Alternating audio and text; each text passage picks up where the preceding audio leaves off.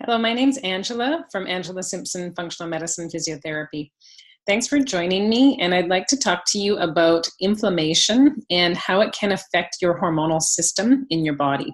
And often there are symptoms with hormones that are related to things such as irregular cycles, pain with cycles, um, low energy either around the timing of your cycle or at several different times of the month, mood changes, mood imbalances.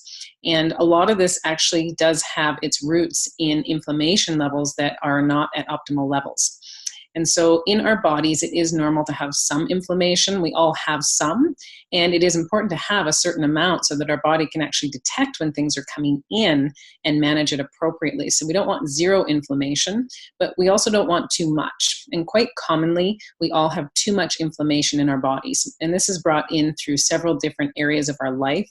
Some of the key ones, especially for females that are in that perimenopausal or going through menopause state, often they are in a stage of their life where they're very busy. There's lots going on.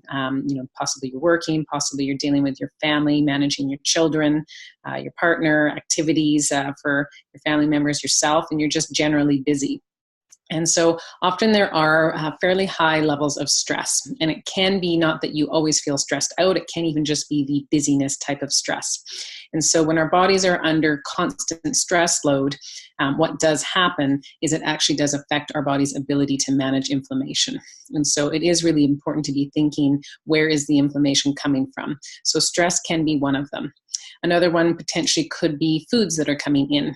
And so often we will think that we are eating healthy, but sometimes there actually is, potentially sugar in some of the foods coming in that maybe we're unaware of, or we just don't think it's in high amounts, so it's okay.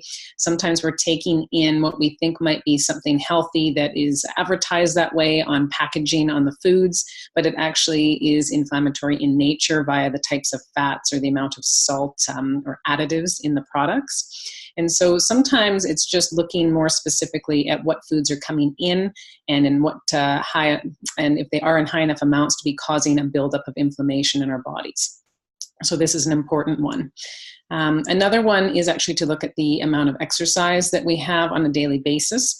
So there is two extremes that can cause too much inflammation. If we are exercising too much, at too high of a frequency, too high of an intensity, our bodies don't have a chance to recover appropriately. This can cause inflammation levels to get too high. And then there's the opposite extreme of not exercising enough. So we actually don't clear inflammation because we're just not moving our bodies. So these are, three of the main causes. There definitely is others.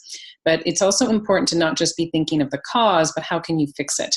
And what happens if you don't fix it? How will you feel if you actually have these types of symptoms? Low energy, just general low vitality, mood changes. It's probably already affecting you and your family members, the way you interact with them, potentially people at work, your social interactions, if you're just not feeling your best. And if you fast forward down the road and these symptoms continue, they possibly could get worse if the inflammation levels aren't addressed, especially just by the process of aging. Chronic low-grade inflammation, especially if it does either stay the same or increase, can put us at risk for certain diseases. Even as females, we actually are at fairly high risk as we get closer to menopause for heart conditions, heart disease, bone conditions, developing autoimmunity if the inflammation levels are too high in our system, and it can even lead to things like cancer down the road. And so it is really important to be actually looking at your inflammation levels, testing for it, having someone work with you to manage the root cause of where your inflammation is coming from, and work on rebalancing the systems in your body that need the most work to help regulate your inflammation so that those symptoms that you have can start to go away not only now, but over the long term.